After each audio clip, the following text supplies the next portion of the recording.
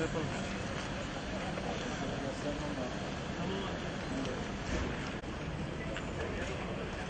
Şu an çocuğum kaybettim. Organ nakline başladım. Organlarını başladım.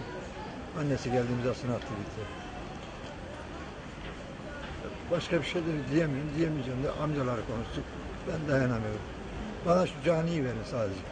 Ben adalet istiyorum. Başka bir şey istemiyorum. Bana caniyi verin, cani. Bana o caniyi verin. Başka hiçbir şey istemiyorum. Geldi bugün imzasını attı gitti. Başka hayatlar kurtulsun diye. Başka çocukların kurtulsun diye. Çocuğum parçasını başka evlatlarımla görüyorum.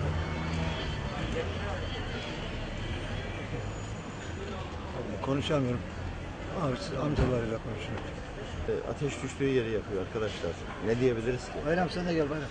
Ne diyebiliriz ki? Soruyorum, sizlere soruyorum. Yani siz de bir babasınız. Sizin de canınız gitmiş olabilir. Yazık, günah değil mi? Ben o katillere soruyorum. Hangi akılla, neye hizmet ederek bu çocuğa bu işkenceyi yaptınız? Yani, bu ne Müslümanlığa sığar, ne Hristiyanlığa sığar. Yani affedersiniz, hayvan dahi bir çocuğuna işkence yapar mı? 14 gün bu çocuk hayata dönmek için mücadele verdi. Ama kaybettik. Kaybettik ama kardeşim de başka çocuklar ölmesin diye organlarını bağışladı. Sadece adalet istiyoruz. Başka hiçbir şey istemiyoruz. Ne diyebiliriz ki biz?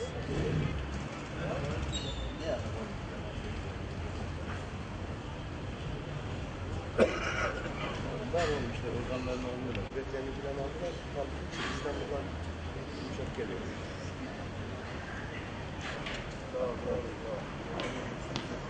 Evet, sen ne istiyorsun? Yok, şimdi organlar... Yok.